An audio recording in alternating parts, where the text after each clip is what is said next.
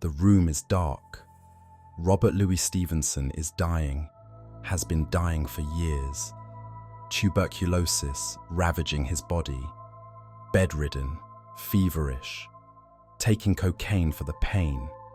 His wife Fanny watches him thrash in his sleep, crying out in the darkness. She sees him suffering and does what any loving wife would do.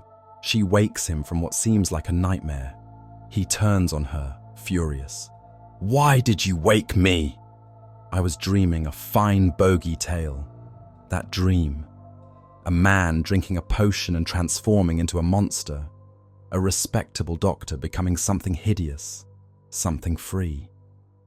3 days later, 30,000 words written in a manic fugue state. Stevenson, fevered and cocaine-addled, barely sleeping, barely eating, pours the nightmare onto paper. Fanny reads it. She's horrified, but not in the way he hoped. "It's wrong," she says. "It's just a horror story. It should be an allegory." Stevenson, sick, exhausted, possibly out of his mind, burns the entire manuscript, throws all 30,000 words into the fire and watches them turn to ash, then writes it again. Another 3 days, another 30,000 words. A man possessed. The Strange Case of Dr. Jekyll and Mr. Hyde, published January 1886, becomes an instant sensation. 40,000 copies in 6 months in Britain alone. American publishers pirate it immediately. It's too successful to ignore. Sermons are preached about it. Stage adaptations open within months. Everyone is talking about the respectable doctor and his monstrous alter ego.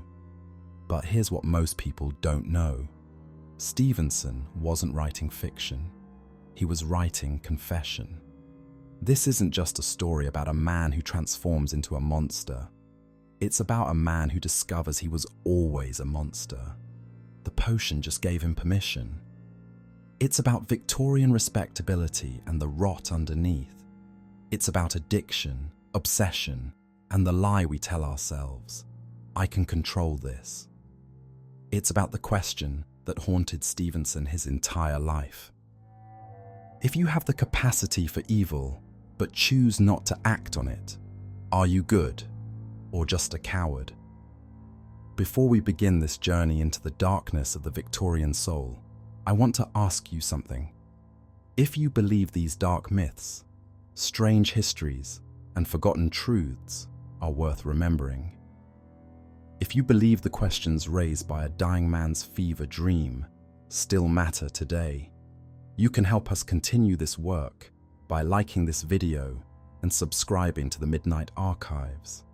Your support keeps the flame burning in the darkness and allows us to explore the shadows where literature, psychology, and human nature meet. Tonight, we will open the archive. We will walk the gaslit streets of Victorian London. We will meet the man who lived 2 lives. We will examine the potion that promised liberation and delivered damnation.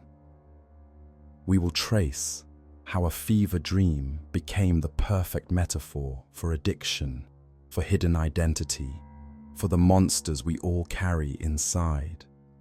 We'll explore the real people who inspired Jekyll and Hyde, respectable men by day, criminals by night. We'll examine the science Stevenson knew, the chemicals that alter personality, the experiments in dual consciousness, the belief that we are all multiple selves waiting to emerge. We'll walk through Jekyll's transformation, not the Hollywood version with special effects, but Stevenson's more terrifying vision. The monster that looks almost human, the evil that wears a familiar face. And we'll confront the modern question, are you Jekyll or Hyde? Because in the age of social media, anonymous profiles, and chemical enhancement, We are all one decision away from becoming the monster. This is the story of the most famous transformation in literature. But it's also the story of the transformation we all experience when we think no one is watching. Welcome to the Midnight Archives. Born November 13th, 1850 in Edinburgh, Scotland. Into wealth, into expectation, into a family that had built lighthouses for 3 generations. The Stevenson name meant something in Scotland. Engineering, reliability, the lighthouses that kept ships from crashing on rocks. His grandfather built them. His uncles built them. His father, Thomas Stevenson, built them. Robert Louis Stevenson was supposed to build them too. But Robert was sick, always sick. Weak lungs from childhood. Constant colds that turned into bronchitis, that turned into something worse. Bedridden for months at a time, coughing up blood, struggling to breathe. His body was a prison. Thin, frail, perpetually ill. While other boys played outside, Robert lay in bed, reading. While other young men learned engineering, Robert learned to imagine worlds where he could breathe freely. His imagination was his only freedom. At 17, he enrolled at Edinburgh University to study engineering, because that's what Stevenson men did. But his heart wasn't in it. He hated mathematics, hated the precision required for lighthouse design. He wanted stories, adventures, pirates and treasure and romance. At 21, he told his father the truth. He didn't want to be an engineer. He wanted to be a writer. The betrayal was complete. Writers weren't respectable. Writers were bohemians, degenerates, the kind of people who drank too much and died in gutters. Thomas Stevenson was devastated. His son, the bearer of the family name, wanted to throw it all away for stories. But there was something worse, something Robert hadn't told his father yet. He'd lost his faith. The Stevensons were devoutly religious, Presbyterian, God-fearing. But Robert, raised on science, engineering, rational thought, couldn't believe anymore. He'd looked at the world through the lens of reason and found no room for God. When his father discovered this, the family nearly fractured. Thomas called it the Thunderbolt. His son was not just abandoning engineering, he was abandoning God, abandoning everything the family stood for. Robert was caught between 2 worlds, the respectable one his family demanded, and the free one his soul craved. So he did what many young men in his position did. He started living 2 lives. Edinburgh in the 1870s was a city of contrasts, a city literally divided against itself. The new town, wide streets, elegant Georgian architecture, respectable society. This was where the Stevensons lived, where lawyers and doctors and engineers maintained their reputations, where everything was proper, controlled, civilized. The old town, narrow wynds and closes, medieval buildings crumbling into decay, a labyrinth of poverty and vice. This was where respectable men went when they wanted to stop being respectable. By day, Robert Louis Stevenson played the part, the gentleman, the dutiful son. He studied law as a compromise with his father, not engineering, but at least a respectable profession. He attended lectures. He wore proper clothes. He was polite to his parents' friends. By night, he vanished into the old town. He drank in taverns that reeked of cheap whiskey and cheaper tobacco. He talked with prostitutes, thieves, and rogues. He spent nights in opium dens, experiencing altered states of consciousness. He walked streets where respectable men didn't walk, and he loved every moment of it. This wasn't research. This was rebellion. This was freedom. His friends called him Velvet Coat because of his bohemian style. Long hair, unconventional clothing, everything designed to signal that he wasn't like other respectable young men. But it was a costume, carefully curated. He could put on the velvet coat and become someone else, someone free. And when morning came, he'd return to the new town, change his clothes, and become Robert Louis Stevenson, respectable gentleman again. 2 lives, 2 identities, 2 selves, each complete, each real, each hiding from the other. Sound familiar? But Stevenson wasn't unique. Edinburgh was full of men living double lives, doctors who visited brothels, lawyers who gambled, ministers who drank, everyone performing respectability by day and indulging their vices by night. And Stevenson, the writer, collected their stories. He was fascinated by people who wore masks, people who pretended to be one thing while secretly being another. Which brings us to the man who would inspire his most famous creation. William Brodie was born in 1741, died in 1788. Hanged for his crimes on October 1st on the very gallows he himself had designed as a respectable member of Edinburgh society. The irony was not lost on anyone. Brodie was a cabinet maker, a skilled craftsman. He made furniture for Edinburgh's wealthiest families, elegant desks, ornate wardrobes, beautiful cabinets. He was trusted, respected. He became a deacon of the Incorporation of Wrights and Masons. He sat on the town council. He was everything a respectable Edinburgh tradesman should be. By day.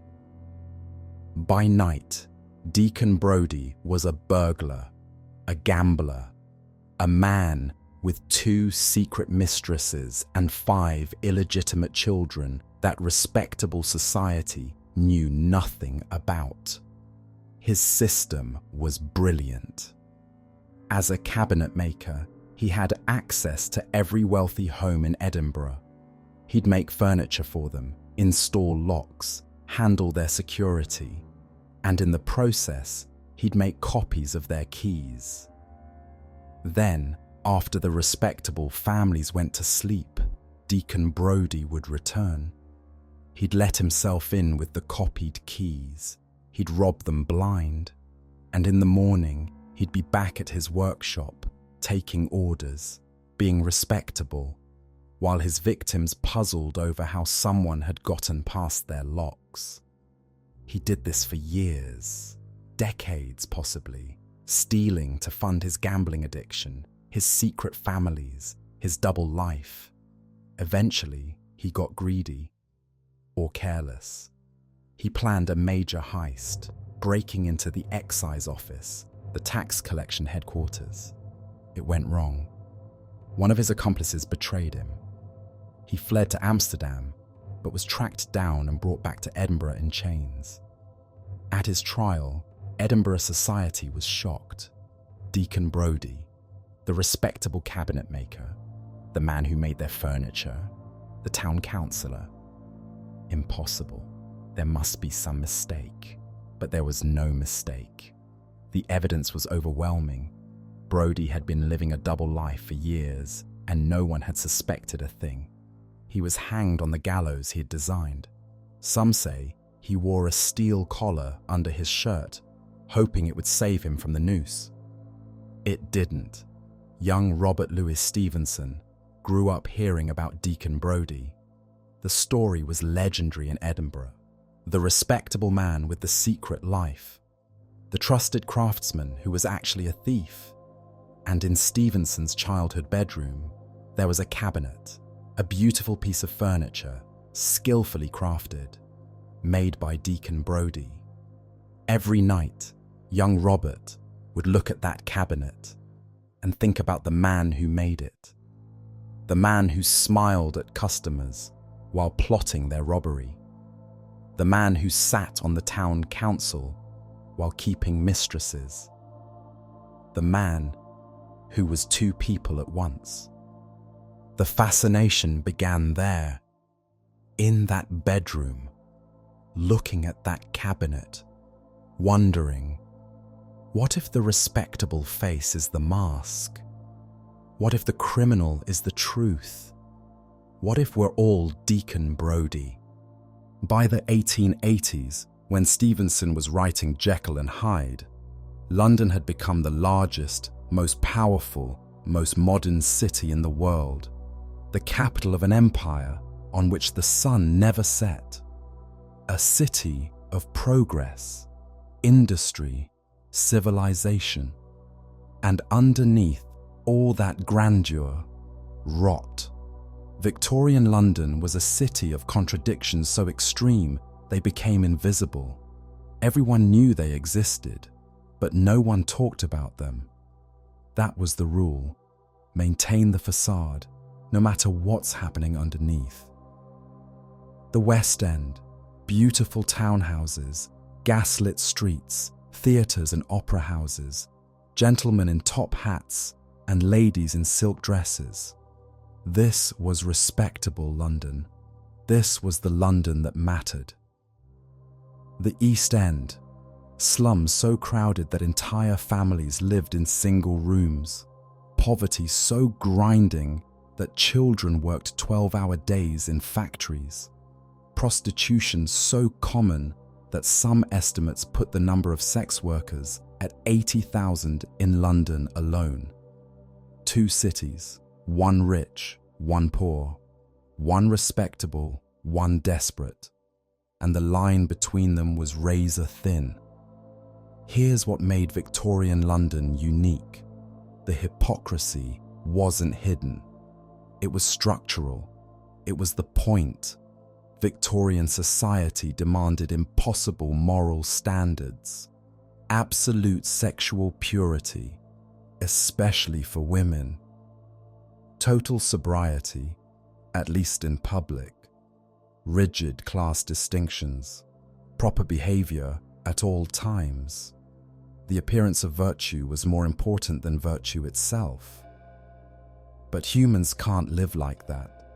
We have desires, addictions, weaknesses. So, Victorian society created a solution, the double life. Be respectable in public. Be whatever you want in private.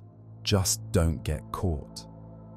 And so London became a city of masks, a city where everyone was performing, where the banker who condemned vice in Parliament speeches spent his evenings in brothels, where the minister who preached temperance drank himself unconscious, where the doctor who treated the poor for venereal disease had likely given it to them in the first place. Everyone knew, everyone participated, and everyone pretended it wasn't happening. This was the world Stevenson was writing about, not some distant Gothic horror, not some fantastical transformation, but the actual, everyday reality of Victorian life. Jekyll and Hyde wasn't fantasy, it was documentary. Let's talk about what respectable Victorian gentlemen actually did when they thought no one was watching. Prostitution was everywhere. Conservative estimates put it at one sex worker for every 12 men in London. Some areas of the city, Haymarket, Cremorne Gardens, certain streets in Covent Garden, were essentially open-air brothels after dark. But these weren't seedy back-alley operations. Many were elegant establishments, disguised as boarding houses or social clubs, catering specifically to wealthy clients. A gentleman could visit, be discreet, and return home to his wife with no one the wiser. The same men who voted for laws criminalizing prostitution were often the brothel's best customers. Drug use was equally common and completely legal. Laudanum, opium dissolved in alcohol, was sold openly. You could buy it at any pharmacy, no prescription needed. It was marketed as medicine for pain, for anxiety, for insomnia, for women's hysteria. People were addicted by the thousands. Respectable people. Doctors prescribed it. Mothers gave it to their children to help them sleep. And no one called it addiction. That word implied moral failing. They called it medicinal use. Cocaine was isolated in 1855 and quickly became popular. Sigmund Freud famously experimented with it and wrote about its benefits. It was in tonics, medicines, even Coca-Cola, hence the name. Stevenson himself used cocaine, prescribed by his doctor for his tuberculosis. The medical establishment didn't see a problem. These were chemicals, tools, ways to alter consciousness for therapeutic purposes. The idea that personality itself could be changed through chemistry wasn't science fiction. It was accepted medical practice. And then there was the most dangerous secret of all, homosexuality. In Victorian Britain, homosexual acts were punishable by death until 1861, then by imprisonment and hard labor. Oscar Wilde would be convicted under these laws in 1895, just 9 years after Jekyll and Hyde was published. His career destroyed, his reputation ruined, sentenced to 2 years of hard labor that broke his health and killed him 3 years after his release. But homosexual men existed, they always have. And in Victorian London, they had to live double lives, respectable and married in public, secretly meeting in private. The risk of exposure was constant. Discovery meant prison, social death, the loss of everything.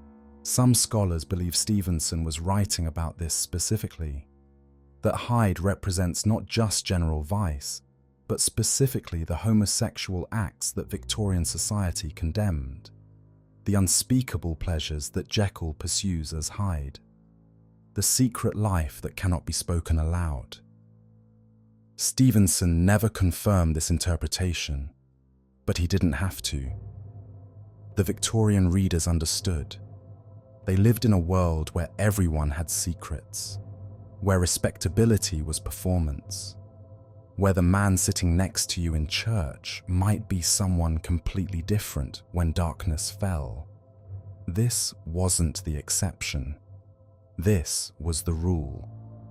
Jekyll and Hyde terrified Victorian readers not because it was unrealistic, but because it was too realistic. Because they recognized themselves in it.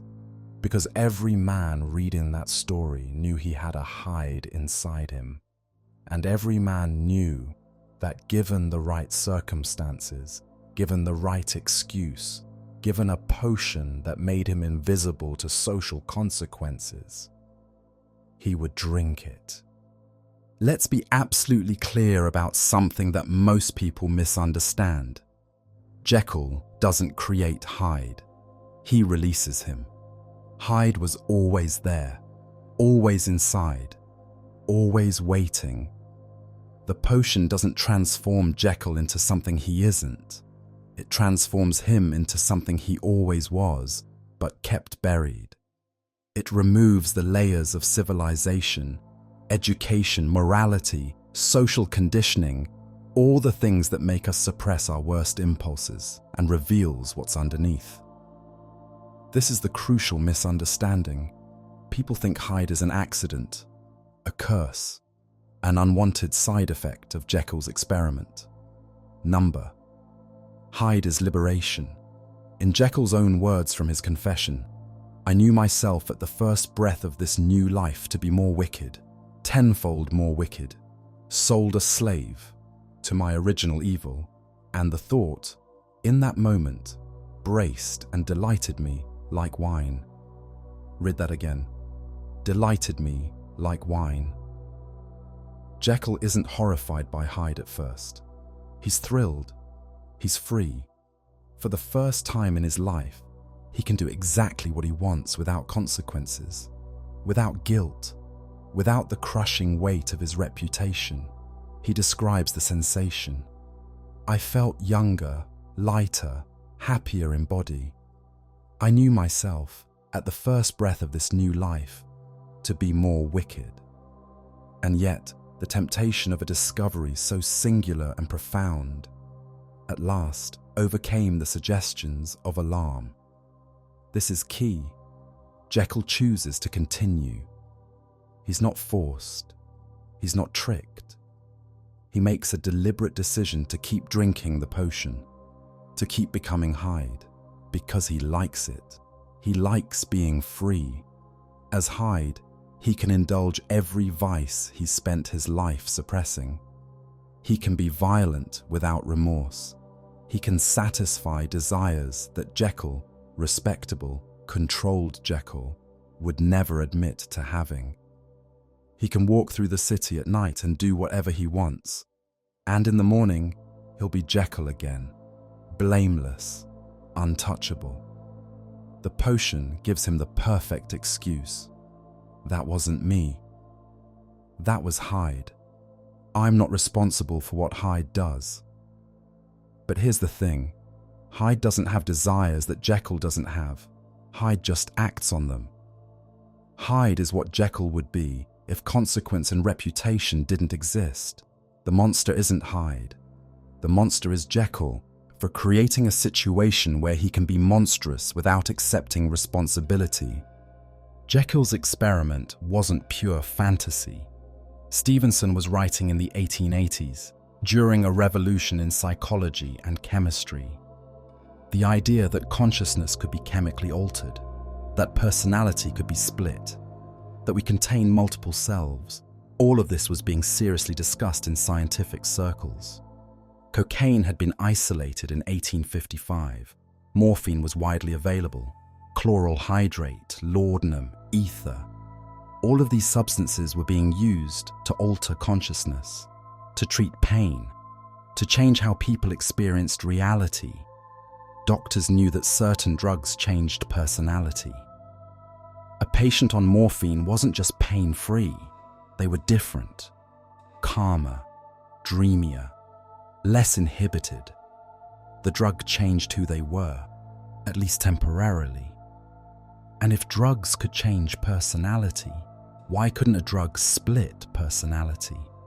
Why couldn't chemistry separate the good self from the evil self? This wasn't considered impossible. It was considered cutting edge. At the same time, psychology was beginning to explore the idea of the dual consciousness. French psychologist Pierre Janet was studying patients who seemed to have multiple, distinct personalities that could emerge under different circumstances. He published his work on dissociation in 1889, just 3 years after Jekyll and Hyde. The concept of the unconscious mind, parts of ourselves we're not aware of, impulses we don't consciously control, was beginning to take shape. Sigmund Freud wouldn't publish his theories until the 1890s, but the ideas were already circulating. So when Jekyll describes his experiment, trying to separate the moral and immoral aspects of his nature to isolate them chemically, Victorian readers didn't think that's impossible. They thought, what if that actually works? Stevenson himself was intimately familiar with drugs that altered consciousness. He took cocaine regularly, prescribed by his doctor for his tuberculosis. He knew what it felt like to have your personality chemically changed, to feel more confident, more energetic, more capable, to feel like a different version of yourself. And he knew what it felt like when the drug wore off. The crash, the exhaustion, the return to your normal, limited self, the desire to take more, to get back to that better feeling. That's addiction. And Jekyll's relationship with his potion is absolutely an addiction story. Let's trace Jekyll's descent into addiction, because it's textbook. Every stage is recognizable to anyone who's studied substance abuse. Stage 1. Experimentation. Jekyll creates the potion out of curiosity. Scientific inquiry. He wants to separate his two natures, the respectable doctor and the man with certain impatient gaiety of disposition. He drinks it for the first time as an experiment. The transformation is painful but brief. And on the other side, freedom, exhilaration. He can do things he's always wanted to do but never dared. This is how addiction starts. The first high. The revelation that there's a chemical shortcut to feeling better, stronger, freer. Stage 2. Regular use. Jekyll starts transforming regularly. He sets up a second residence for Hyde, complete with furniture and servants who ask no questions. He creates a whole infrastructure to support his double life. He tells himself this is controlled, scientific. He's being careful. He only drinks the potion when he wants to. He's not dependent on it. He describes it. Men have before hired bravos to transact their crimes, while their own person and reputation sat under shelter. I was the first that ever did so for his pleasures.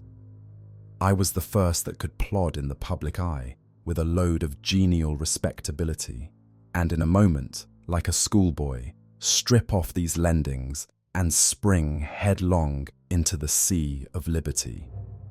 The language is telling. Spring headlong into the sea of liberty. This isn't someone who's reluctantly using a drug. This is someone who loves it. Stage 3. Justification and denial. Hyde starts doing terrible things, trampling a child in the street, eventually murdering a man. And Jekyll? Jekyll keeps drinking the potion. He tells himself, I was no more myself when I laid aside restraint and plunged in shame than when I labored in the eye of day at the furtherance of knowledge or the relief of sorrow and suffering. Translation: Hyde isn't really me. I'm not responsible for what Hyde does. We're separate people. This is classic addict logic. The drug makes me do things I wouldn't normally do. That's not the real me. I'm not responsible for my actions when I'm using, except you chose to use. You chose to become the person who does those things. The responsibility is still yours. Stage 4. Loss of control. After Hyde murders Sir Danvers Carew, Jekyll is horrified. He vows to stop transforming. He locks away the potion. He's done with Hyde forever. He lasts 2 months. Then, sitting on a bench in Regent's Park, feeling virtuous about his abstinence, he transforms involuntarily, without drinking the potion, without warning. His body has been changed by repeated exposure. The transformation is now part of him. He can't stop it anymore. This is physiological addiction. The body adapts to the substance. Eventually, you're not taking the drug to feel good. You're taking it just to feel normal. And if you stop, your body revolts. Stage 5. Desperation and collapse. Jekyll is now transforming unpredictably. He needs larger and more frequent doses to remain himself. The original batch of chemicals is running out, and he can't replicate it. Something about the original ingredients was impure, accidentally creating the transformative property, and he can't figure out what it was. He's trapped. He's running out of the drug that keeps him human. He's transforming more and more often into Hyde. He can feel Jekyll slipping away. Sound familiar? How many addicts end up exactly here, desperate for a fix, unable to replicate the original high, watching their lives disintegrate, feeling their true self disappear? Stage 6. The final choice. Jekyll has one option left: turn himself in, confess everything, face justice for Hyde's crimes, accept responsibility. He doesn't do it. Instead, he writes a confession and drinks poison, kills himself as Jekyll before Hyde can take over permanently. One final act of control in a life that's been defined by losing control. He chooses death over responsibility. And that's the real tragedy. Not that Jekyll created Hyde, not that the potion transformed him, but that when faced with the consequences of his choices, when forced to finally accept responsibility for what he'd done, he chose to escape rather than face it. The potion isn't the drug. Hyde is the drug. The freedom to be your worst self without consequences. That's the addiction. And Jekyll, like so many addicts, loved it so much that he couldn't stop even when it destroyed him. He thought he could control it. He was wrong. Addiction always wins. Let's talk about Hyde's first crime, the one we actually witness in the story. Because it's important. Because it reveals exactly what kind of monster we're dealing with. It's 3 a.m. A lawyer named Mr. Enfield is walking home through an empty London street. He sees 2 figures approaching each other. A man walking quickly and a young girl, maybe 8 or 9 years old, running. They collide at the corner. The man, Hyde, doesn't stop. He doesn't even slow down. He tramples the child and keeps walking, leaving her screaming on the ground. Enfield catches up to him, grabs him, drags him back. A crowd gathers. The child's family, a doctor, neighbors woken by the screaming. They're ready to kill Hyde. Enfield describes it. "We told the man we could and would make such a scandal out of this as should make his name stink from one end of London to the other." Hyde's response? Cold pragmatism. He'll pay them off. He produces a check signed by Dr. Jekyll for £100, a substantial sum in 1886, equivalent to thousands today. The crowd takes it. They let him go. Now, analyze what happened here. Hyde didn't trample the child in rage. He wasn't running from something or to something.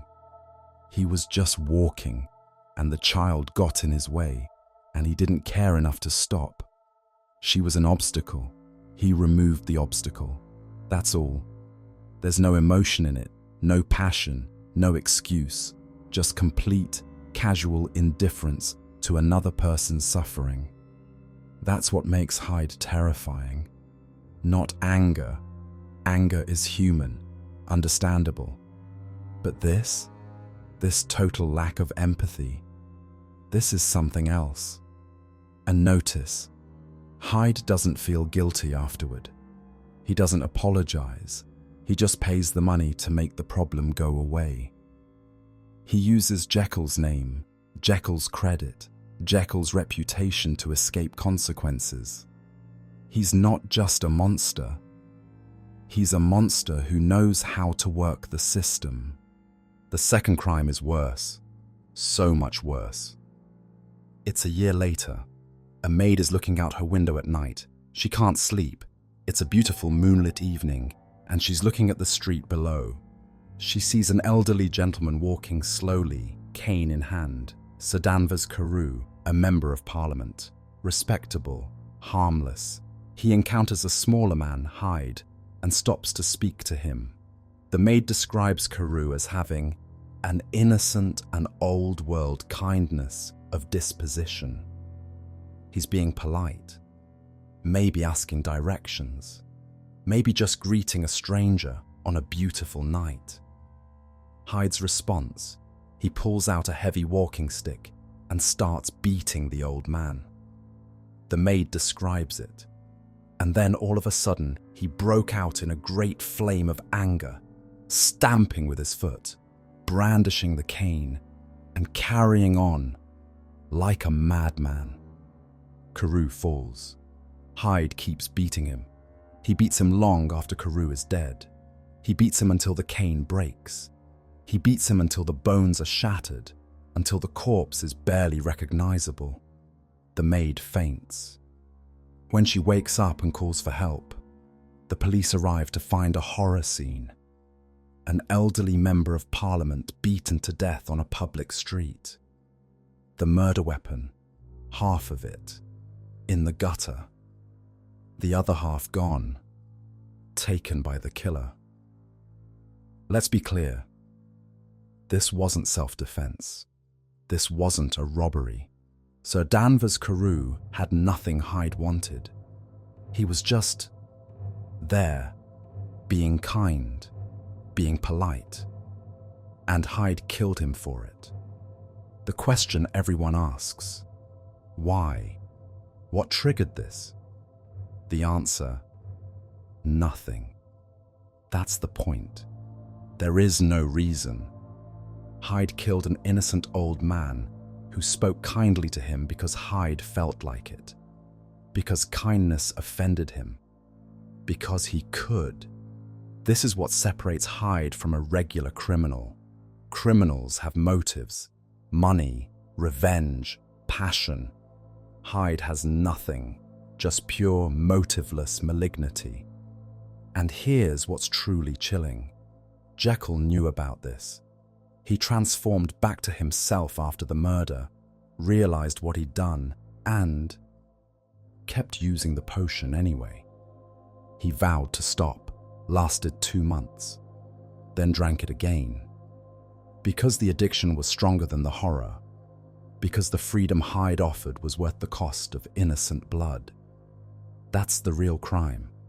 Not what Hyde did, but what Jekyll allowed Hyde to do again and again because he couldn't give up the high. Here's something important. Stevenson doesn't tell us everything Hyde does. He can't.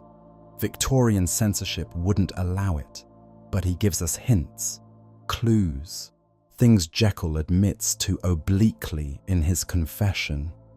He talks about pleasures that were undignified and monstrous, about actions that, if discovered, would destroy his reputation forever, about things he did as Hyde that he's too ashamed to write down, even in a confession he knows no one will read until after his death.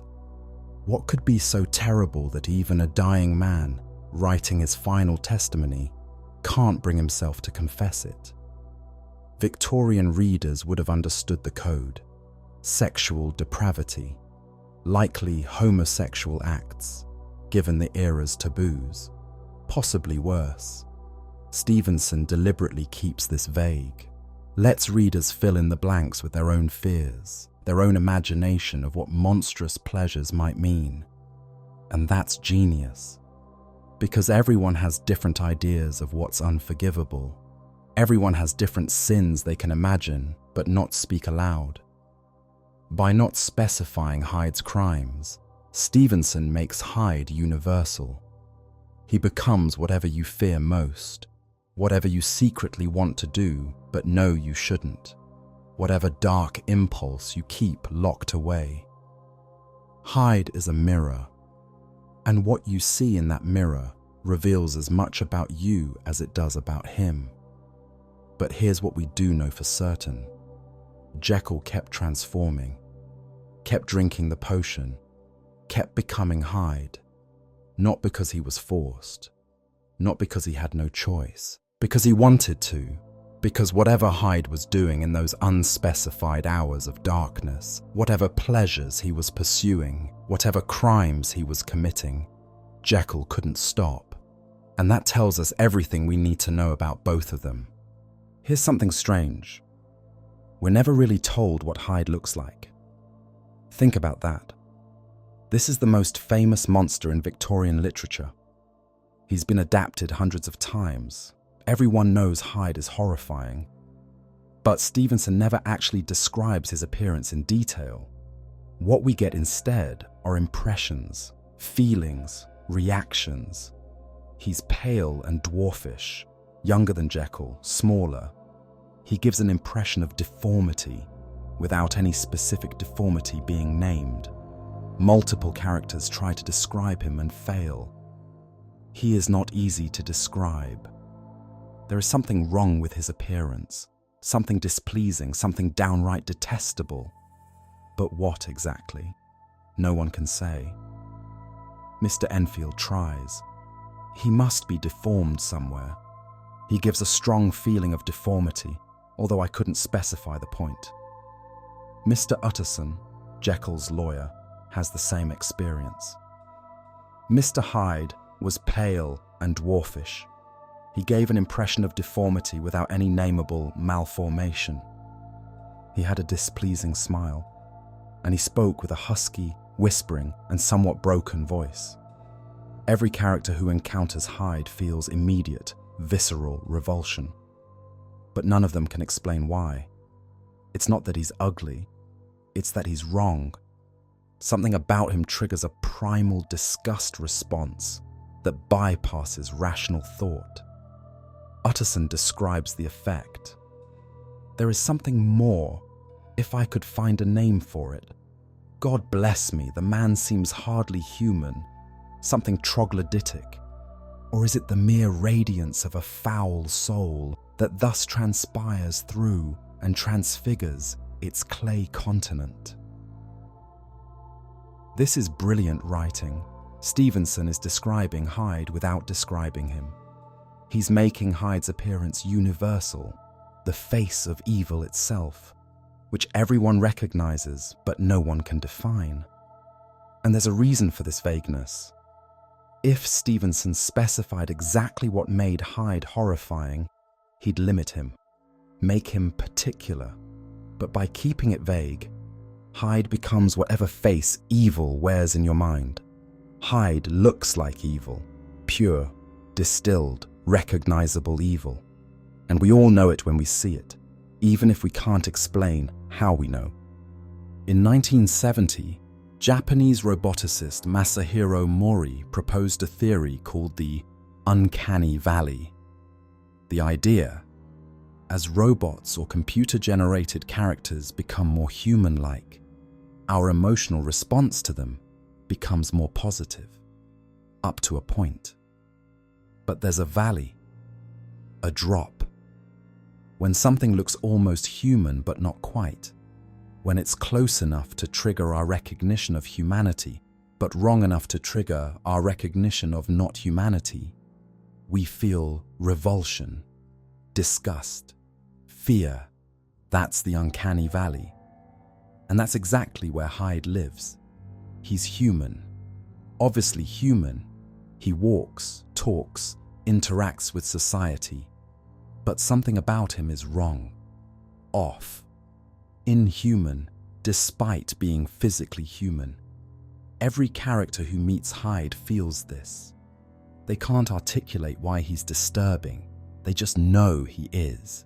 Their instinct is screaming at them. This thing is wearing a human face, but it's not human inside. Modern psychology would call this a failure of mentalizing, the process by which we recognize other people as having thoughts, feelings, and intentions like our own. When we look at most people, we automatically mentalize them. We understand they're conscious beings with inner lives. But psychopaths, people who lack empathy and remorse, don't trigger this response correctly. Something about their facial expressions, their body language, their affect is subtly wrong. They look human, but don't feel human when you interact with them. Hyde is Stevenson's literary exploration of this phenomenon. He looks like a man. He has a man's body, but the consciousness inside is broken, and somehow everyone can sense it. One more detail. Hyde is described as smaller than Jekyll, younger looking. Why? Because Hyde is less developed. Jekyll has spent his entire life developing his moral, civilized self. He's cultivated empathy, conscience, self-control. These things take effort. They take time. They make you, in a metaphorical sense, larger, fuller, more complete. Hyde is what's left when you strip all that away. The base impulses, the desires without the controls. He's smaller because he's less human, less developed, less evolved. He's what we'd all be if we never learned to be better. The child who wants what he wants when he wants it, never taught that other people matter. That's what everyone sees when they look at Hyde. Not a monster, but something worse. A human who chose to stop being human. In the book, we never actually see the transformation. Not really.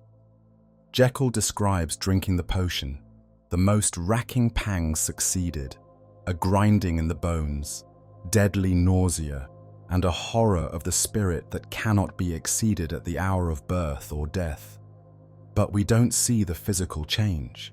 We just see the aftermath, clothes that don't fit right, handwriting that's different, a man who's shorter, paler, younger. Later adaptations, movies, plays, TV shows, added the visual horror. Bones cracking, face morphing, hair growing, hands twisting into claws. They turned it into body horror, into physical transformation spectacle. But Stevenson's version is smarter and more terrifying. Because in Stevenson's version, Hyde doesn't look that different from Jekyll.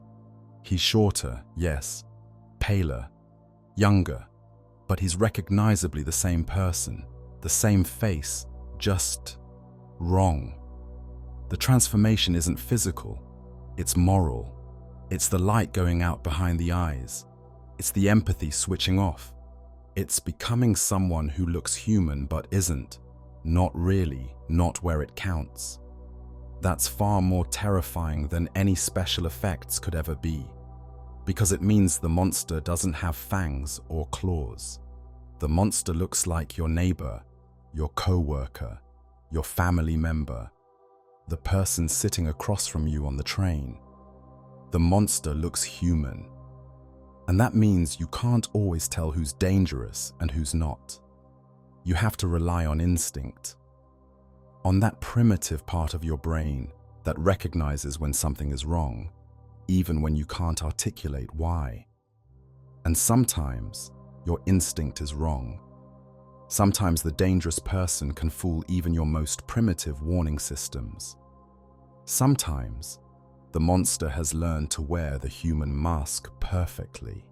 That's the real horror of Jekyll and Hyde. Not the transformation itself, but the realization that the monster and the man aren't different people. They're the same person. The monster was always there. The potion just gave him permission to come out. And if that's true for Jekyll, might it be true for anyone? Might it be true for you? Let's talk about the lies Jekyll tells himself. Because this is where the story becomes a perfect allegory for addiction, for abuse, for every destructive behavior humans justify to themselves. At first, Jekyll's justification is noble. Scientific curiosity, the pursuit of knowledge. He's trying to separate the moral and immoral aspects of human nature. If he can isolate them, maybe he can make people purely good. Eliminate evil entirely. It's a beautiful rationalization. He's not doing this for selfish reasons. He's doing it for humanity. This is research, discovery. Except that's not why he continues. The first transformation teaches him immediately that separation doesn't make him better. It makes him worse. Hyde emerges, and Hyde is pure evil unrestrained. A real scientist, a genuinely moral person would stop there, would destroy the potion, would recognize the danger and shut down the experiment. Jekyll doesn't stop, because he likes it. So he needs a new justification. And he finds one. Balance. He's not abandoning morality. He's indulging his darker impulses in a controlled way, letting off steam. Everyone needs release, right? And he's being responsible about it. He only transforms occasionally. He has it under control. This is classic addict logic. I'm not addicted, I'm just using recreationally. I'm in control, I can stop anytime I want. But here's the insidious part. Jekyll starts to believe that Hyde's actions don't count against him, They're separate people, right? The potion creates a physical transformation. Jekyll has one appearance, one handwriting, one identity. Hyde has different ones. So when Hyde does something terrible, tramples a child, beats someone, Jekyll can say, "That wasn't me, that was Hyde. I'm not responsible for what Hyde does." He writes this explicitly in his confession. It was Hyde, after all, and Hyde alone that was guilty. Jekyll was no worse. He woke again to his good qualities seemingly unimpaired. Read that again. Jekyll was no worse. He's committed violent assault, and he thinks he's still a good person because someone else's hands did it. Never mind that he chose to drink the potion. Never mind that he created Hyde deliberately. Never mind that he keeps drinking it even after he knows what Hyde will do. None of that matters to Jekyll, because Hyde is someone else, and Jekyll can remain respectable, blameless, good. This is the deepest form of self-deception.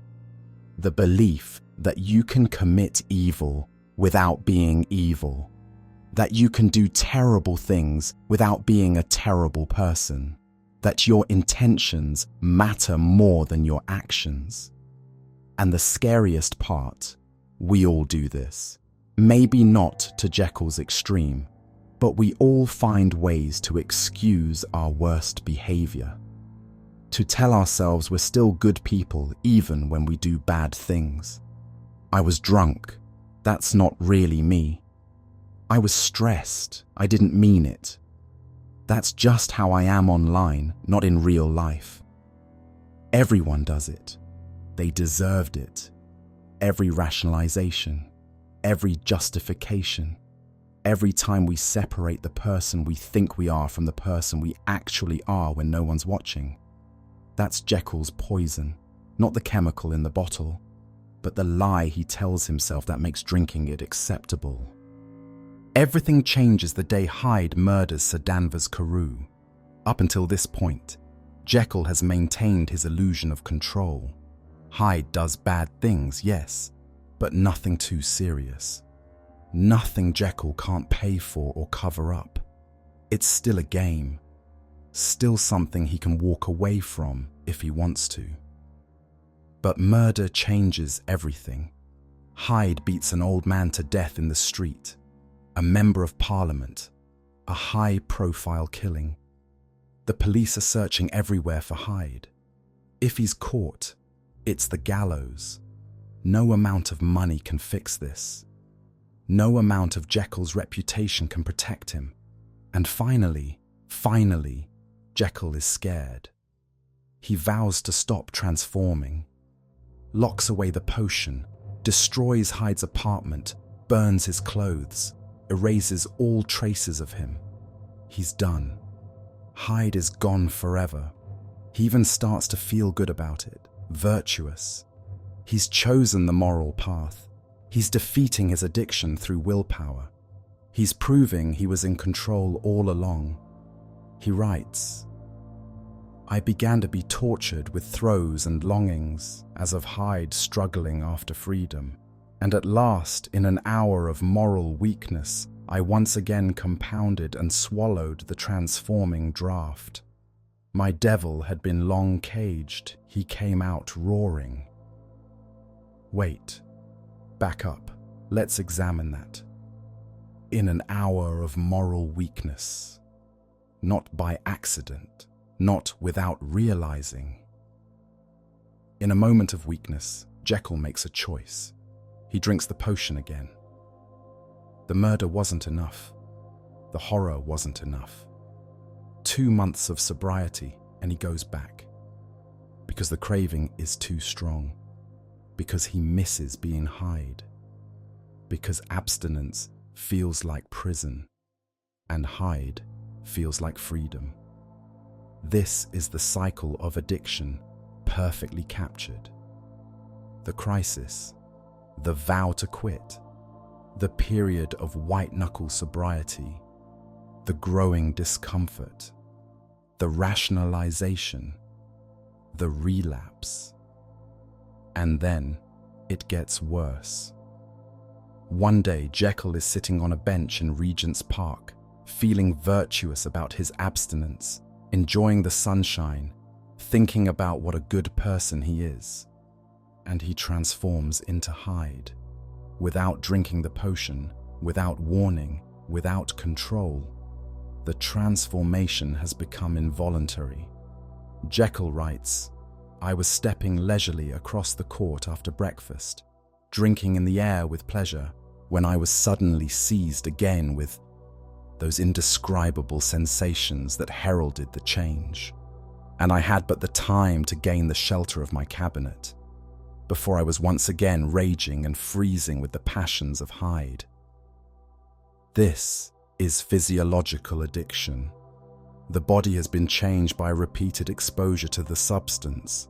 The brain chemistry has been altered. You're not choosing to use anymore. Your body is demanding it. Fighting it creates withdrawal symptoms so severe that transformation happens spontaneously. From this point forward, Jekyll's life becomes a nightmare. He transforms more and more frequently. He needs larger doses of the potion just to stay Jekyll for a few hours. He's spending all his time locked in his laboratory, constantly drinking the formula, desperately trying to remain himself. And then the final horror. The potion stops working. He's running out of the original batch of chemicals. He orders more, but they don't work. He realizes that the original ingredients must have contained some impurity, some random element that created the transformative property, and he has no way to replicate it. He's trapped. He's running out of the one thing keeping him human. The transformations are happening more often, lasting longer. Hyde is winning, and Jekyll, who thought he was in control, who thought he could stop any time he wanted, who thought this was just an experiment he could abandon, realizes he was never in control at all. In his final letter, Jekyll describes his last moments. He's locked in his laboratory. The police are outside, trying to break down the door. He's transformed into Hyde permanently. The last dose of potion has worn off, and there's no more. He has two options. Option 1, face justice. Let the police in, confess everything, accept responsibility for Hyde's crimes, go to trial, go to prison, probably be hanged, but at least face the consequences of his choices. Option 2, suicide. He chooses option 2, the final paragraph of his confession.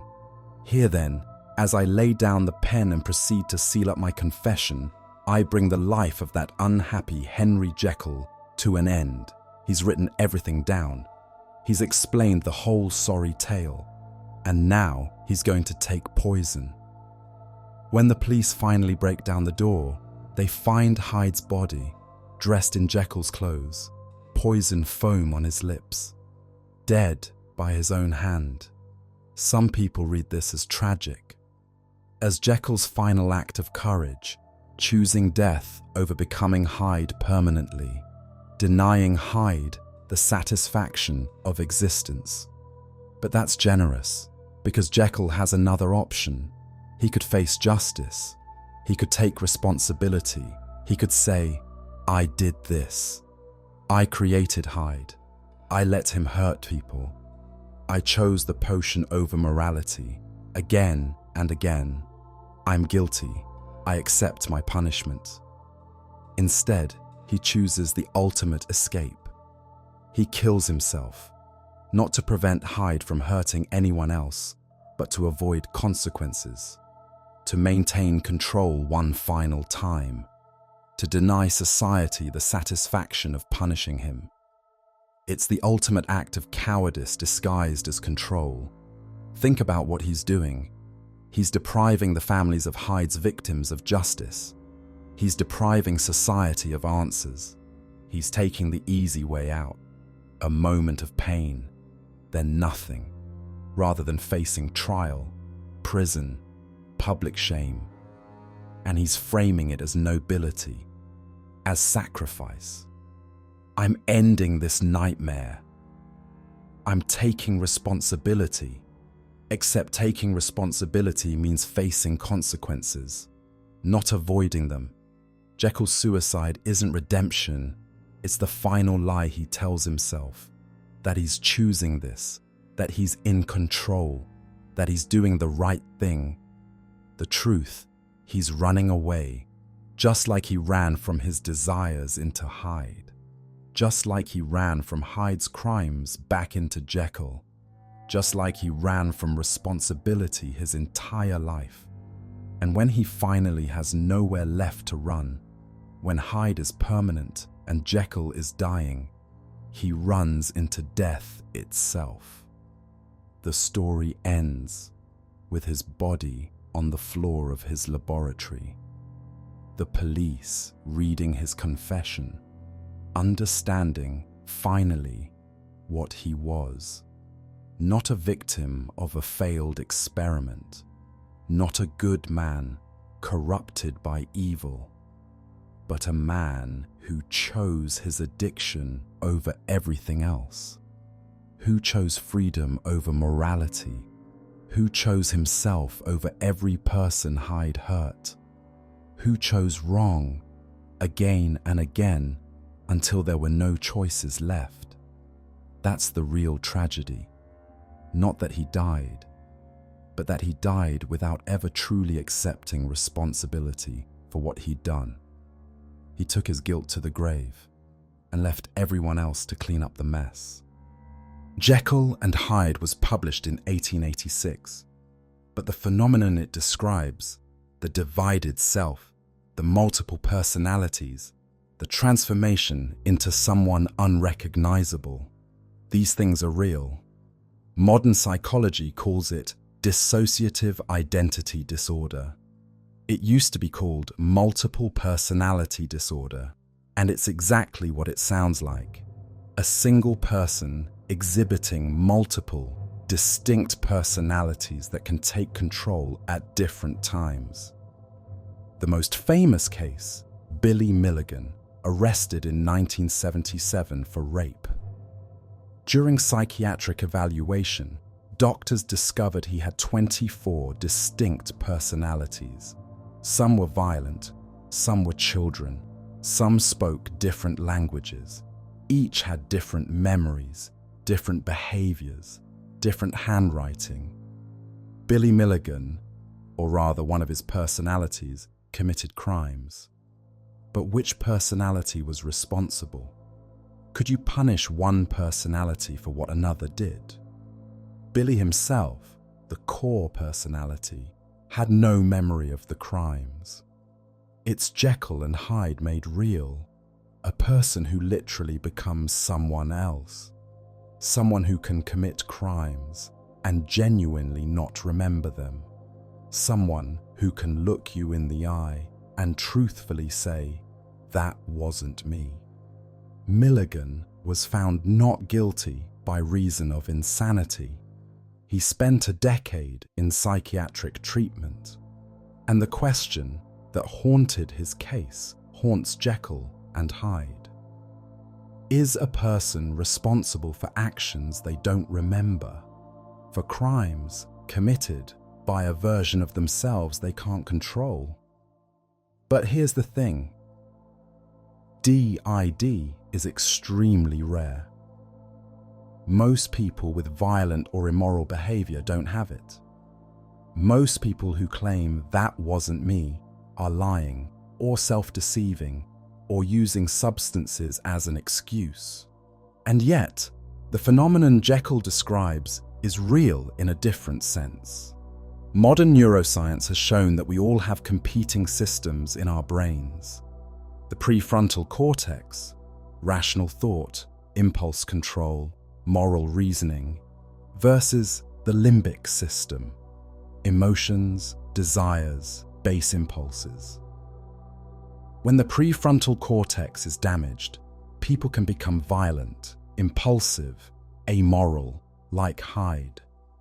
Phineas Gage, the famous case, a railroad worker who had an iron rod driven through his skull in an accident, survived, but his personality completely changed. He went from being responsible and even-tempered to impulsive, profane, unable to make good decisions. The rod destroyed part of his prefrontal cortex. And without that control center, the base impulses, the Hyde part, took over. This suggests something uncomfortable. Hyde isn't an alien entity. He's what we all are underneath when the civilized parts of our brain stop working. Remove the prefrontal cortex, and anyone can become Hyde. In fact, this happens all the time in less dramatic ways. When you're drunk, your prefrontal cortex is suppressed. When you're extremely angry, it's temporarily offline. When you're sleep deprived, it's impaired. And in those states, people do things they'd never do when fully in control. They're mean, they're violent, they're reckless. They become, for a few hours, someone else. Then they sober up, calm down, get some sleep, and they say, "I'm so sorry. That wasn't me. I don't know what came over me, but it was you. It was the you without brakes, the you without the prefrontal cortex keeping the Hyde parts in check." Jekyll's potion is just a metaphor for anything that suppresses our control systems. Alcohol, drugs, brain damage, extreme emotion, anonymity, and the uncomfortable truth. Hyde is in all of us. Just one chemical, one injury, one circumstance away from emergence.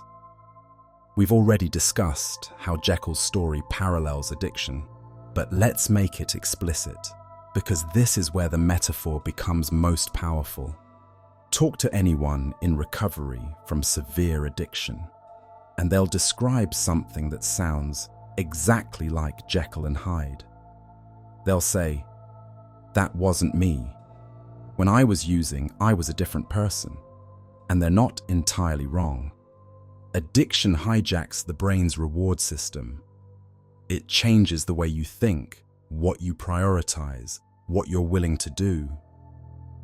The sober self and the using self literally have different decision-making processes.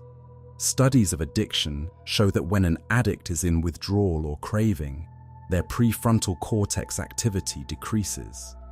The rational, moral decision-making part of the brain essentially goes offline, and the limbic system, the part that just wants the drug, needs the drug, takes over. In that state, people do things they'd never do sober. They steal from family, they lie to people they love, they hurt people to get what they need, and when they're sober again, they're devastated by what they did. "That wasn't me," they say. "That was the addiction." But here's the hard truth. It was them.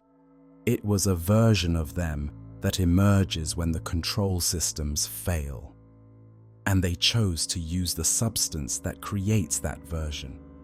Just like Jekyll chose to drink the potion. This is why addiction is so insidious. Because it creates a genuine split. The person really does become two selves. The sober self, who wants to quit, and the using self, who will do anything for more. Jekyll describes this perfectly. Though so profound a double dealer, I was in no sense a hypocrite. Both sides of me were in dead earnest. When Jekyll vows to stop, he means it. When Hyde emerges and seeks pleasure, that's real too. Both are genuine. Both are him. The question for addicts in recovery is the same question Jekyll faces. Which self wins? Who are you really? The person trying to be better, or the person who keeps choosing the substance? And the answer is, you're both. You contain both the capacity for self-control and the capacity for self-destruction.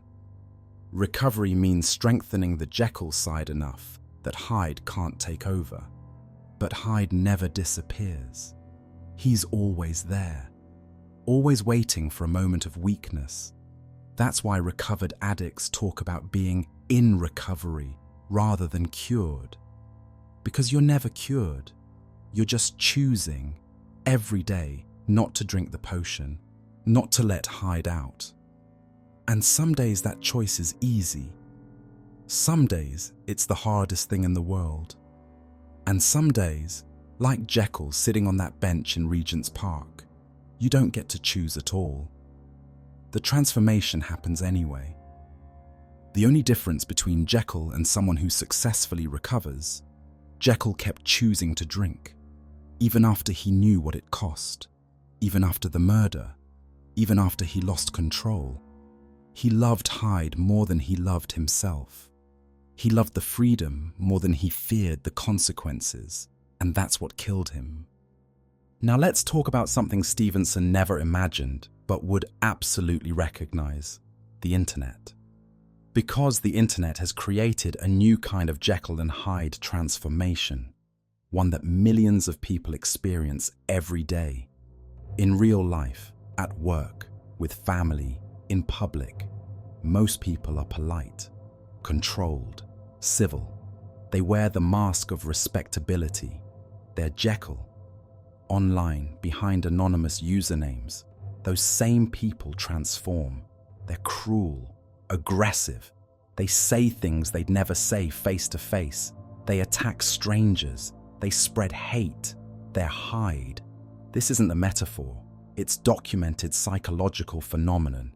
It's called the online disinhibition effect, and it describes how anonymity and distance make people act in ways they never would in person. The reasons are similar to Jekyll's transformation. Anonymity removes consequences. When no one knows who you are, you can't be held accountable. Your reputation isn't at stake. You can be as cruel as you want and wake up the next morning as your normal self, blameless. Distance removes empathy. When you can't see the person you're hurting, when they're just words on a screen, it's easier to dehumanize them. They're not real people with feelings. They're just obstacles, targets, NPCs, and the transformation is instant. Click on a different site, put on a different persona, and suddenly you're someone else. Jekyll's potion took minutes to work. Our digital transformation takes seconds. Think about it. How many people are kind to their neighbors, but vicious in comment sections? How many are respectful at work, but trolls on Twitter? How many have a professional LinkedIn profile and a hateful Reddit account? They're living double lives. Jekyll by day, Hyde by night. And just like Jekyll, they tell themselves the Hyde version isn't really them. It's just the internet. It's not serious. Everyone does it. It's just for fun. But it is them. It's the version of them that emerges when consequences are removed, when empathy is suppressed, when the civilized mask can slip. And just like Jekyll's transformations, it's addictive. The rush of saying exactly what you think without filter, the power of hurting someone without retaliation, the freedom of being your worst self without losing your real-life reputation. People get addicted to this. They spend hours online being cruel, getting into arguments, spreading hate, not because they're evil in real life, but because Hyde is fun.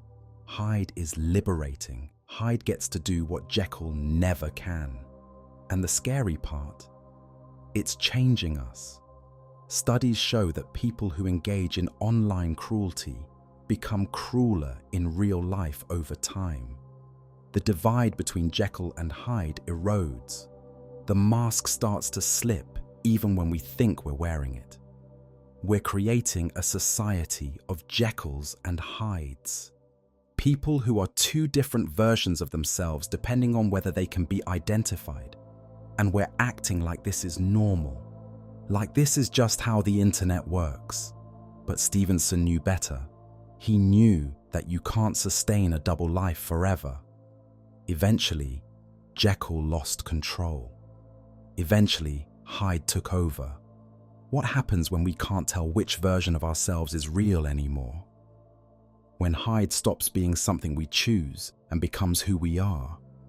We're running the experiment, and we might not like the results. Let's talk about one more modern version of Jekyll's potion: performance-enhancing drugs. Steroids make you stronger, faster, more aggressive. They change your body and your behavior. Athletes on steroids describe becoming someone else, more confident, more prone to anger. Roid rage is real, willing to push limits they wouldn't normally push. Adderall and modafinil make you focused, energized, capable of working longer hours. People who use them describe feeling like a better version of themselves, sharper, more productive, unlimited. Microdosing psychedelics is becoming popular in Silicon Valley for similar reasons. The promise: enhanced creativity, better problem solving, freedom from mental limitations. These are all versions of Jekyll's potion, chemical shortcuts to becoming more than you are. And like Jekyll's potion, they work. That's what makes them dangerous. The athlete on steroids really is stronger. The worker on Adderall really is more productive.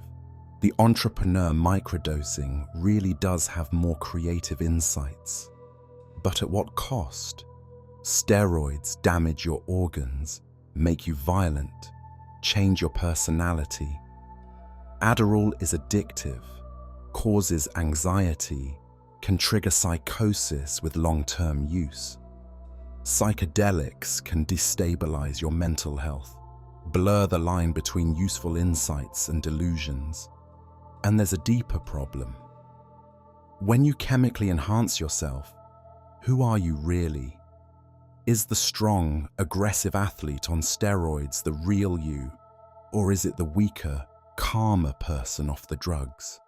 If you can only focus and be productive on Adderall, are you actually good at your job, or is the drug doing the work? Jekyll faced this question. He was respectable and moral as Jekyll, but was that the real him? Or was Hyde freed from social constraints, closer to his true nature? He couldn't answer, and neither can we. Transhumanism, the movement to enhance human capabilities through technology, is essentially trying to make Jekyll's experiment real. They want to use chemicals, genetic engineering, brain implants, AI integration to make humans better, smarter, stronger, free from biological limitations. But Jekyll wanted the same thing. He wanted to separate and enhance his moral nature. He thought he could use science to make himself better. Instead, he created Hyde. The lesson: enhancement without wisdom is dangerous. Becoming more without becoming better is the path to monstrosity. Power without conscience is Hyde. And we are racing toward that future. Pills that make us smarter, implants that make us stronger, algorithms that make us more efficient. All of it promising that we can be more, do more, achieve more. But Jekyll teaches us to ask, more what? More human? Or more Hyde? Because the thing that makes us human isn't our intelligence or our strength. It's our conscience, our empathy, our ability to choose the hard right over the easy wrong. Enhancement that strengthens those qualities might make us better. Enhancement that weakens them makes us Hyde. And once Hyde is out, you can't put him back. So who is the real monster? Jekyll or Hyde? Most people say Hyde, obviously. He's the one who tramples children, murders old men, commits unspeakable acts. Hyde is violent, cruel, evil. If there's a monster in this story, it's him. But that's wrong. Hyde is what he is. He doesn't pretend to be good. He doesn't hide his nature. He's pure impulse, pure selfishness, pure id. He's honest about being a monster. Jekyll is the one who lies. Jekyll is the one who creates Hyde, unleashes him on the world, and then claims innocence. Jekyll is the one who says, "That's not me," while continuing to drink the potion. Jekyll is the one who has the power to stop and chooses not to. Jekyll's crime isn't transformation, it's abdication. He wants the pleasure without the responsibility. He wants to sin without consequences. He wants to be both saint and sinner, depending on the day. That's not possible. You can't have it both ways. Every human has the capacity for evil. Every human has dark impulses, selfish desires, moments of rage or cruelty. That's not what makes us monsters. What makes us monsters is whether we act on those impulses, and if we do act on them, whether we accept responsibility.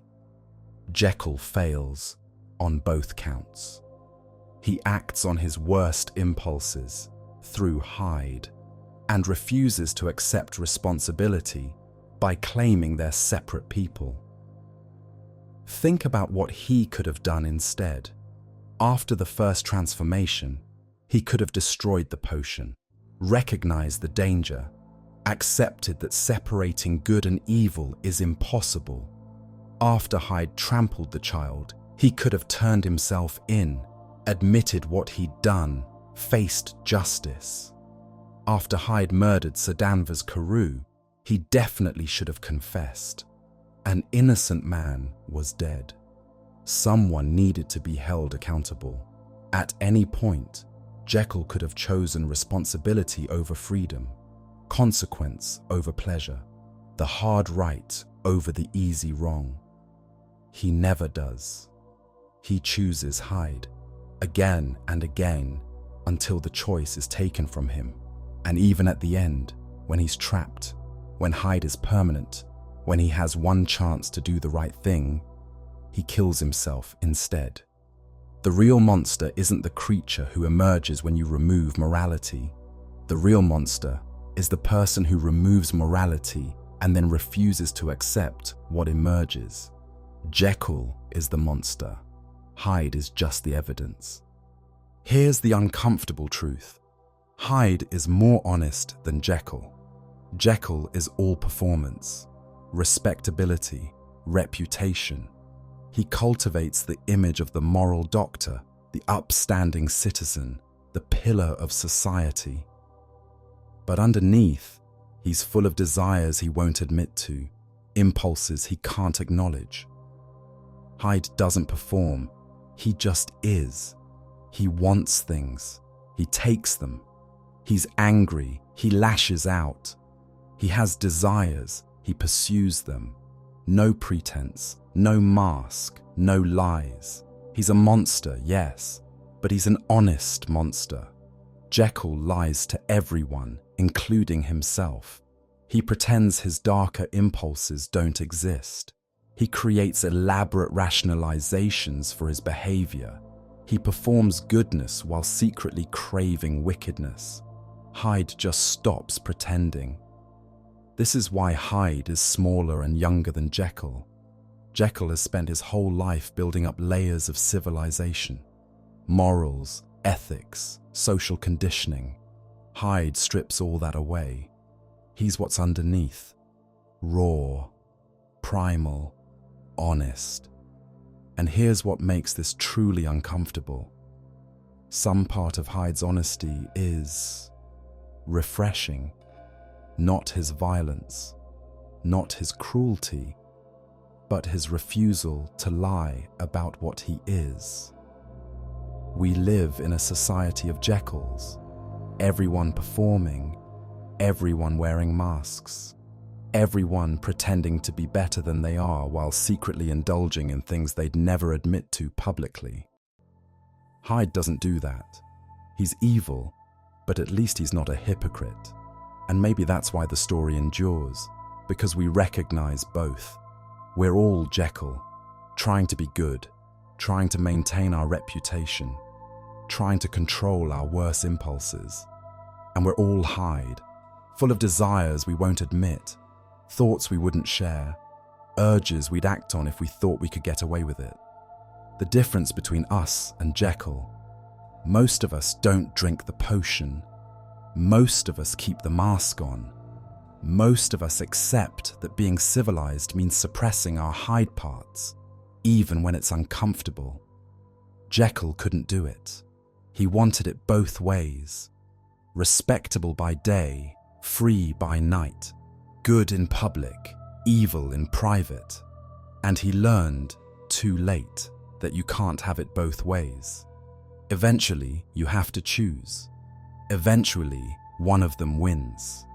In Jekyll's case, Hyde won. But there's a third monster in this story. One that's easy to miss.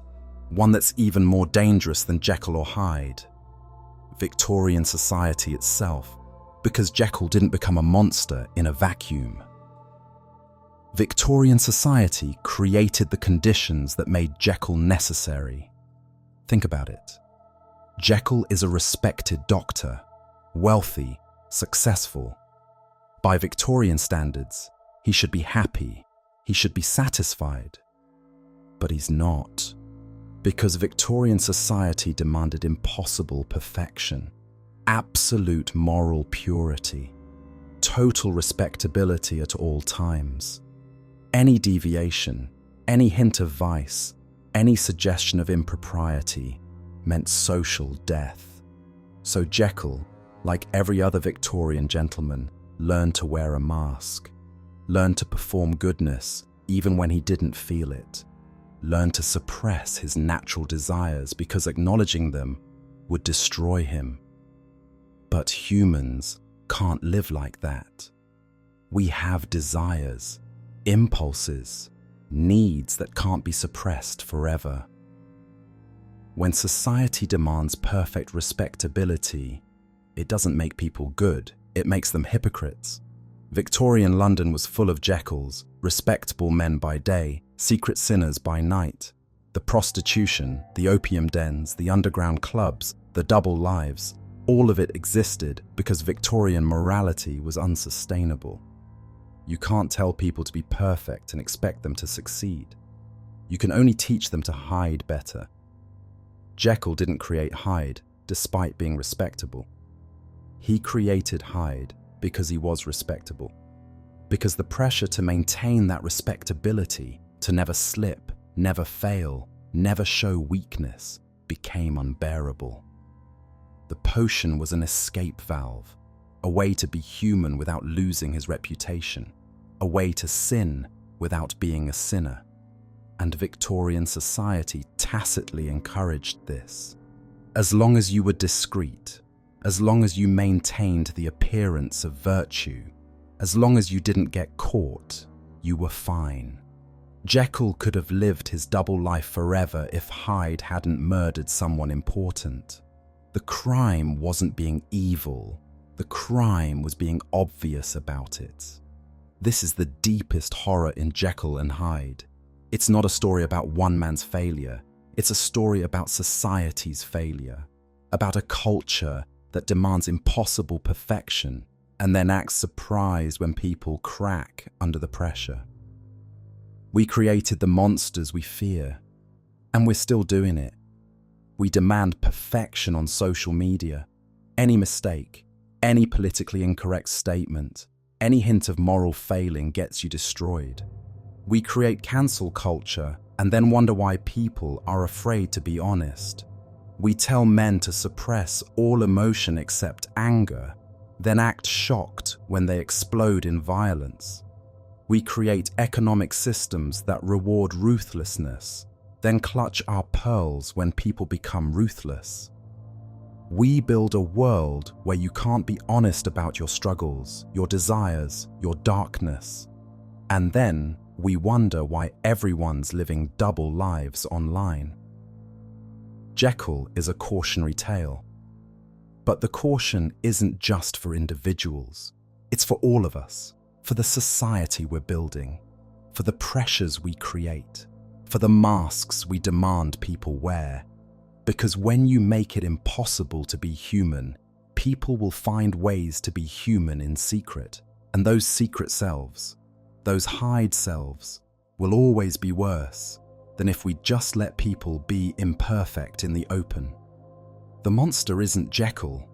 The monster isn't Hyde. The monster is the world that made Jekyll think he needed to be Hyde. We return now to where we began, to a dark room in Bournemouth, England, to September 1885, to Robert Louis Stevenson, dying, feverish, dreaming of monsters. He dreamed of a man who drank a potion and transformed, who became something hideous, something free. And when he woke up, he knew he'd dreamed something true, not scientifically true, not literally true, but psychologically true, morally true, true in the way that myths are true, capturing something essential about human nature that facts and data cannot. Stevenson lived a double life: respectable invalid and wild bohemian, dutiful son and rebellious artist, Edinburgh gentleman, an opium den frequenter. He knew what it was to be two people. He knew the strain of maintaining the mask. He knew the temptation to let it slip, and he knew what would happen if the mask came off entirely, if the Hyde part of him took over, if he stopped caring about reputation, consequences, morality. He'd become a monster. We all would. That's the genius of Jekyll and Hyde. That's why it endures 140 years after publication. That's why it's been adapted hundreds of times. Why the phrase Jekyll and Hyde has entered the language. Why we still tell this story. Because it's not a story about one man's transformation. It's a story about the transformation we all experience every day, in small ways. The version of yourself at work versus the version at home. The way you act around family versus friends. The person you are online versus in person. The thoughts you have versus the words you say. We are all multiple selves. We all wear masks. We all have a Hyde inside, the selfish, cruel, impulse-driven part that we spend our lives keeping in check. The question isn't whether you have a Hyde. The question is, what do you do with him? Do you acknowledge him? Accept that those dark impulses are part of you and choose not to act on them? That's maturity. That's moral strength. Or do you do what Jekyll did? Deny he exists, then create circumstances where he can emerge without you taking responsibility? That's cowardice. That's the path to monstrosity. Jekyll's tragedy isn't that he had dark desires. Everyone has dark desires. His tragedy is that he couldn't accept them as part of himself. He had to split them off, externalize them, make them someone else's problem. And that's when Hyde became dangerous. Not when Hyde existed, but when Jekyll refused to take responsibility for him. The lesson of Jekyll and Hyde: you are responsible for all of yourself, not just the good parts, not just the respectable parts, but the dark parts too, the angry parts, the selfish parts, the cruel parts. Those parts are you. You don't get to say that wasn't me when you act on them. You don't get to blame alcohol or stress or anonymity or anything else. It was you. It's always you. And if you can't control those parts, if you keep drinking the potion, keep transforming, keep letting Hyde out, then you need help. Professional help. Because the story ends the same way every time. Hyde wins, and everyone suffers. But there's hope in this story too, because Jekyll had the power to stop at any point. The transformations weren't forced on him until the very end. He chose to drink the potion again and again and again, which means the opposite is also true. We can choose not to drink. We can choose to keep the mask on. We can choose to acknowledge our Hyde parts without acting on them. We can choose to be Jekyll, imperfect, struggling, sometimes failing, but fundamentally decent human beings trying to do better. Or we can choose to be Hyde, free, uninhibited, powerful, cruel. But we can't be both. Not forever. Eventually, you have to choose which one you really are. And that choice, made again and again, every day, in small moments that don't feel important, determines everything. The question Mary Shelley asked about Frankenstein applies here too. What do we owe our creations?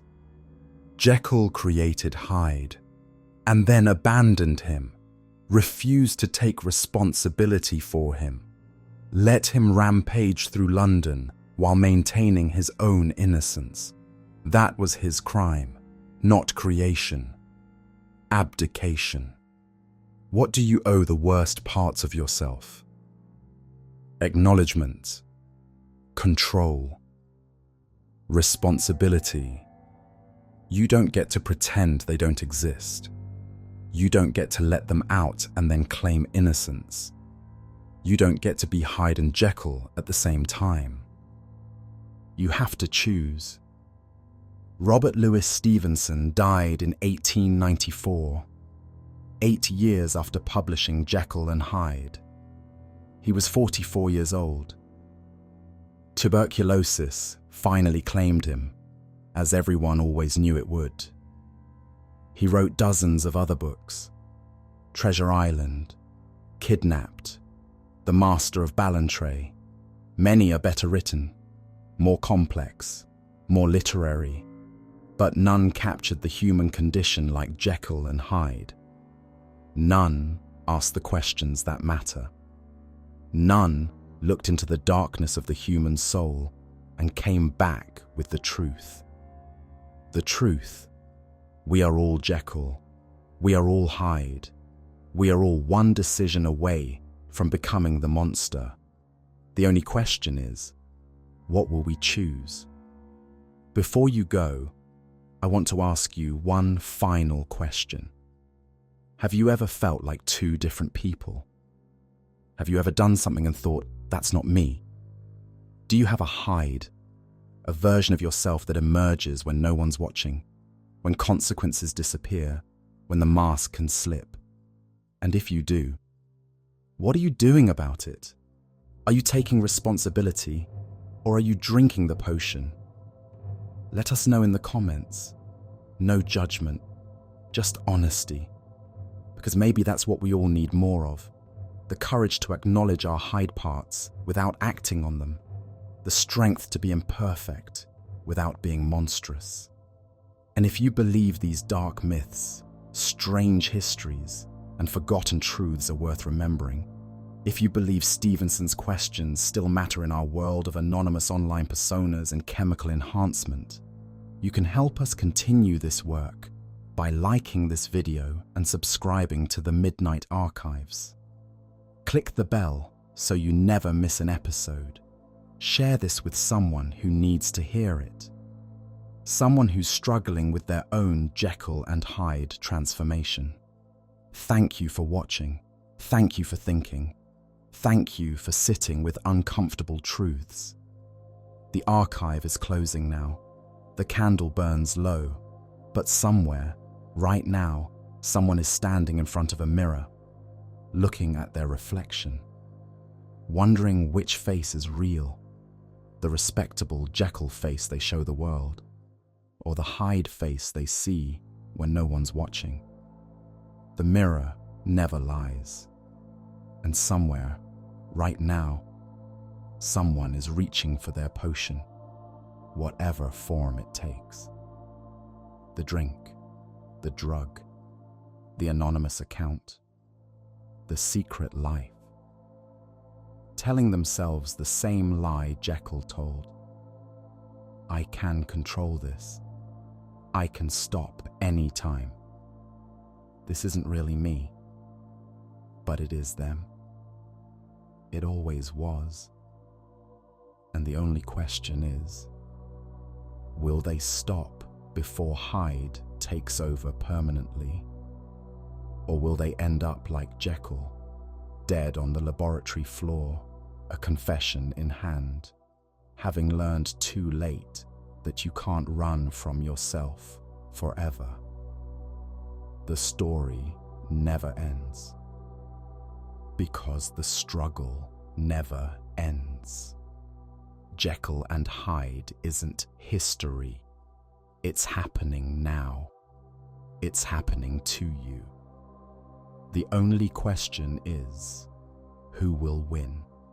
The respectable doctor trying to be good, or the monster in the mirror? The mirror is waiting, and it never lies.